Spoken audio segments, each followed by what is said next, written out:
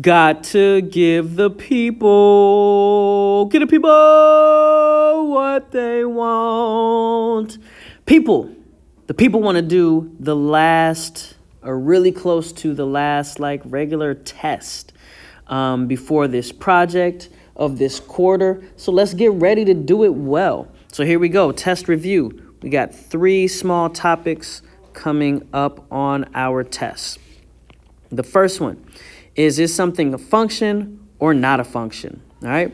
So remember, each input has only one output in a function. Functions are all about the inputs. Does it only have one output? So beneath here, I got function or nah, son. Not a function. That says nah. Nah. Okay. So let's first look at a Google search. First of all, for a Google search, if I'm searching online on Google, what would my input be? Some of you are going to write that down right now. You're going to think about it before I do it. And you're like, oh, the input would be the words that I type in. Words I type in. Words that I search. We'll do that. That's what my input would be, is the words that I search. All right. So when you search about, let's say, I don't know, it's Mr. Bass, Michael Jordan. What's the output going to be?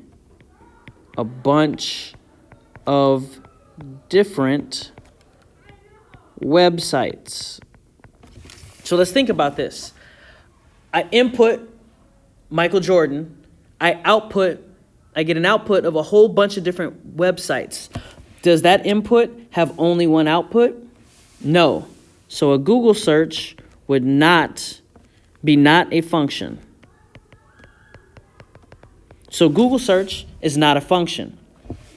All right, let's look at this next thing. Let's look at this table. Pause it right here and write this table down. So now that you've done that, you're looking at the table and I'm thinking, does each input have only one output? Maybe you found it, maybe you haven't, but you can do these little arrow charts to help you. All right, so and just in case you don't know, my class, we did it, but in case you haven't talked about it, let's see. 4, input 4, output 7. Input 3, output 7. Is this okay? Does the input 4 have only one output? Doesn't matter if they're all 7. So we're good so far. 4 only has 1. 3 only has 1. 2, outputs 9. I'm still good. 5, output 6. 3, also outputs 4. Notice I didn't write 3 twice because I already had it. It output 4. 1 outputs 5.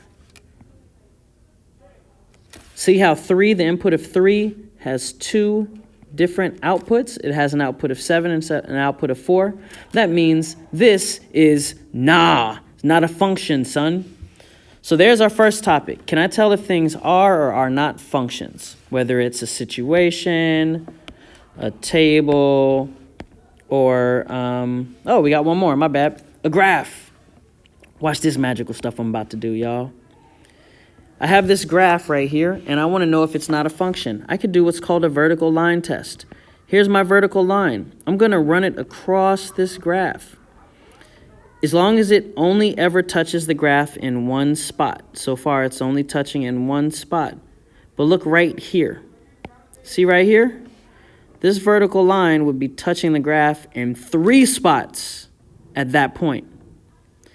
As soon as you see that, this means that this graph is not a function because it fails the VLC, the vertical line, the VLT, the vertical line test.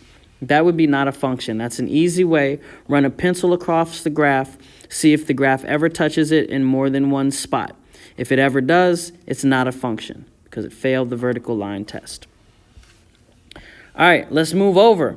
I need to evaluate. The second thing I need to know how to do is how to evaluate functions from a graph or an equation.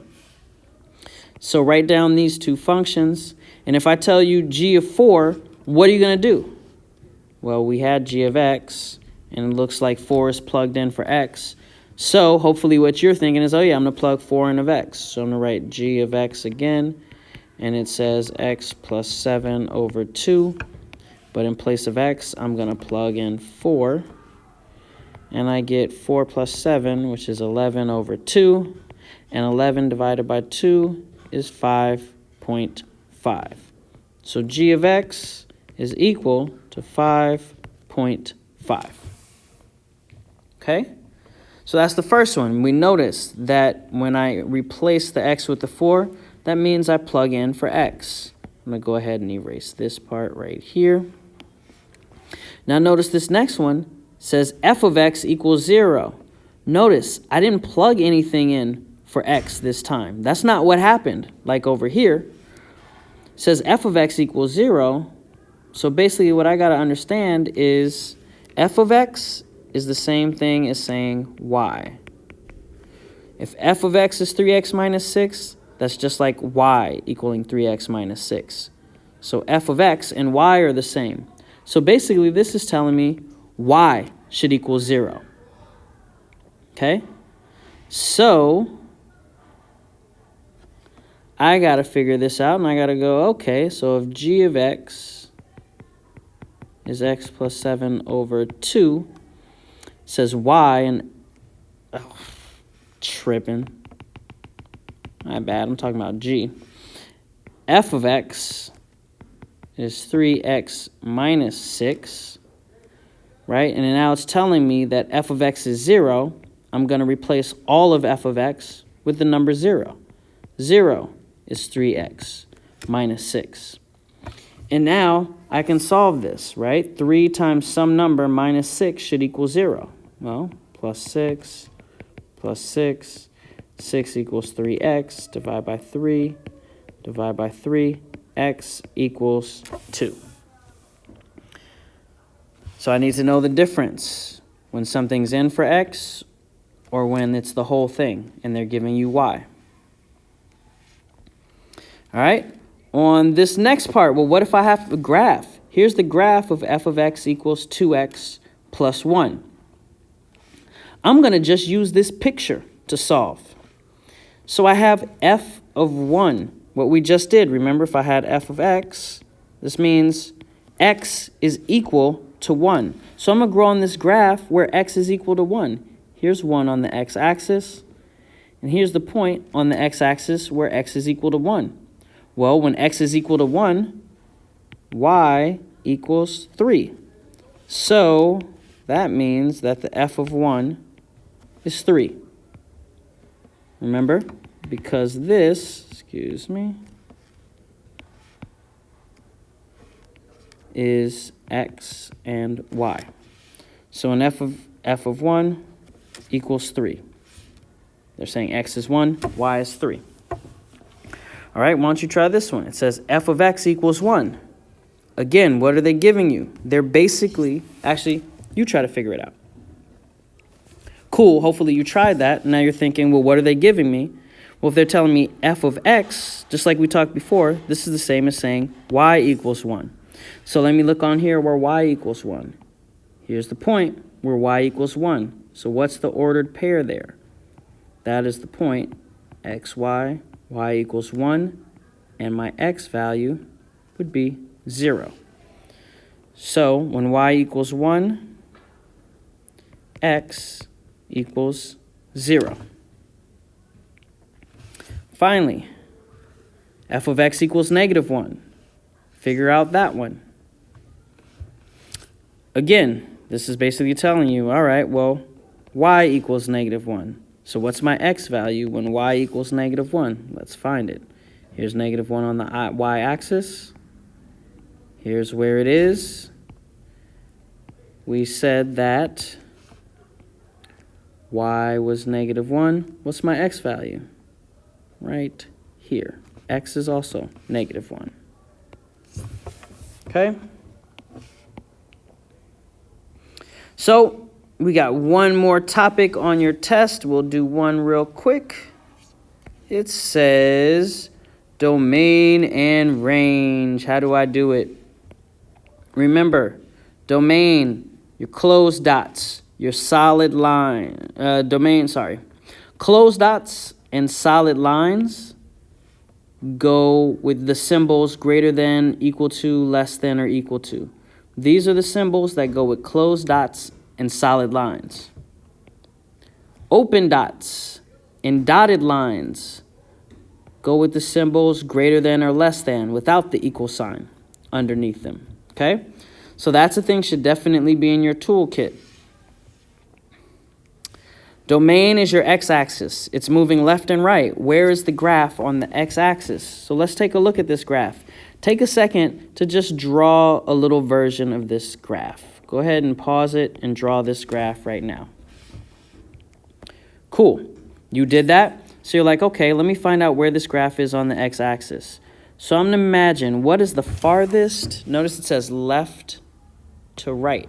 Where's the farthest left that this graph is happening? No part of the graph is here, so that's not it. The farthest left of this graph is here. I want you to go ahead and draw in that line.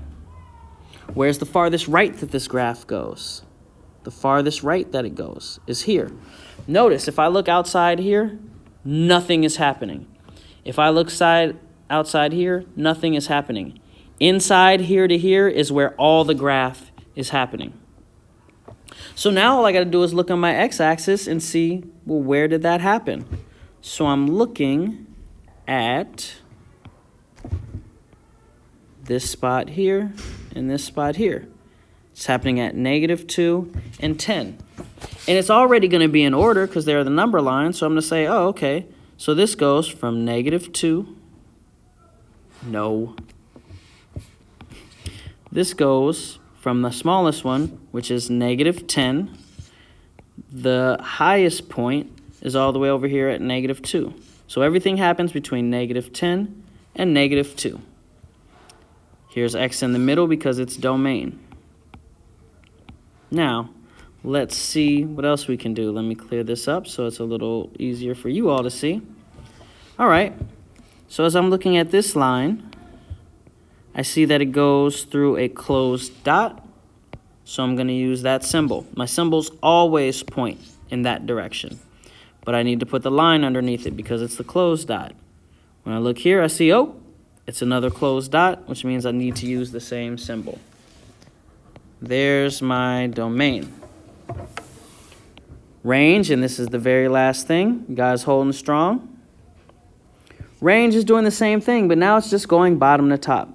So why don't you draw in the bottom line and the top line for the range? Bottom is right here.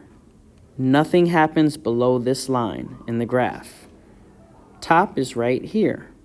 Nothing happens above that line in the graph. The whole graph is happening between those two lines. That's where all the action is. So I need to see where are they on the y-axis. So I start looking here and here.